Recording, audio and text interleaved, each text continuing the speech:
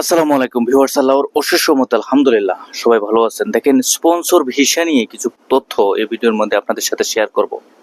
যারা ইতালির sponsor visa নিয়ে যেতে চাচ্ছেন, দেখেন স্পন্সর ভিসাটা হচ্ছে আপনার জন্য, আপনার হয়ে যদি কেউ আপনার জন্য আবেদন করে তাহলে কিন্তু স্পন্সর ভিসাটার জন্য আপনি আবেদন করতে পারবেন। এর ক্ষেত্রে আমরা যে বিষয়টা লক্ষ্য করি, দেখেন আপনি যদি কোনো এজেন্সির মাধ্যমে কোনো এজেন্সির মাধ্যমে যদি আপনি আবেদন করতে চান, সেটা হচ্ছে সম্পূর্ণ আলাদা বিষয়। এখন এজেন্সিরা আমাদের জন্য যে কাজটা করে, তারা স্পন্সর ভিসার কাজটা কিভাবে করে, এই বিষয়টা তো আসলে আমরা যারাই আবেদন করতেছি আমাদেরকে বুঝতে হবে।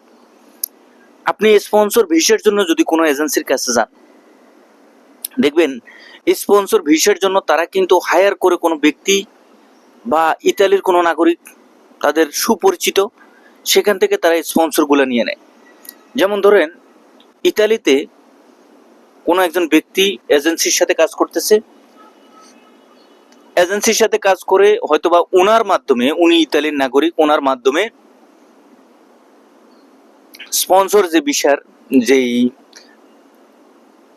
পেপারসগুলা, ওগুলা ওনার মাধ্যমে দেখা গেছে 2, 4, 5 জন এরকম করে আপনার আবেদন করে।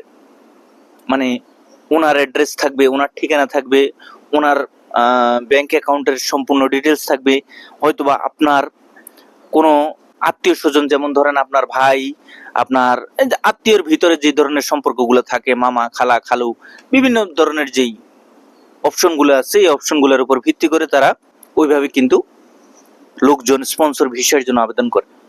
তবে এই স্পন্সর ভিসার জন্য যে বিষয়টা, সেটা কোনো কোম্পানির আন্ডারেও হতে পারে।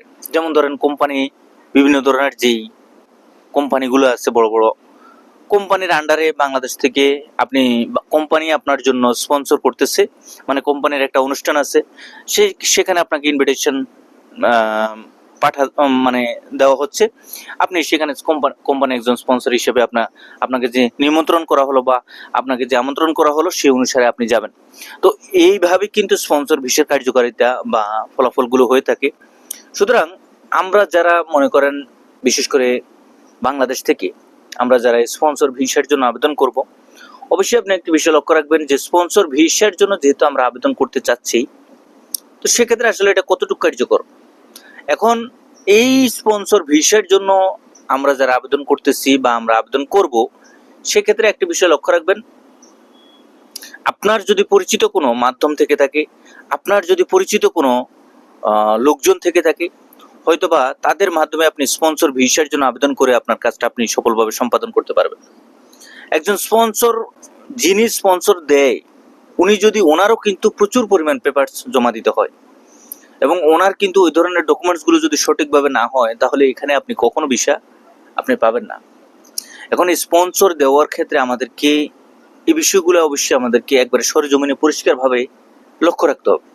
তাছাড়া আরেকটি বিষয় বলে রাখি, যে যারা এই স্পন্সরের জন্য বা স্পন্সর ভিসার জন্য আপনারা আবেদন করতে চাচ্ছেন বিভিন্ন এজেন্সিগুলোর মাধ্যমে, এই স্পন্সর ভিসার জন্য এজেন্সিগুলোর মাধ্যমে আবেদন করতে হলে আপনাকে আরো কিছু, মানে এজেন্সির মাধ্যমে, এজেন্সি আসলে আপনার জন্য সঠিক স্পন্সরটা দিচ্ছে কিনা, এজেন্সি আসলে আপনার জন্য সঠিক যেই স্পন্সর হিসাবে যে কাগজপত্রগুলো, ডকুমেন্টসগুলো, সেগুলো ঠিক মতো দিচ্ছে কিনা, মূলত এই বিষয়গুলা আমাদেরকে সঠিকভাবে খেয়াল রাখতে হবে।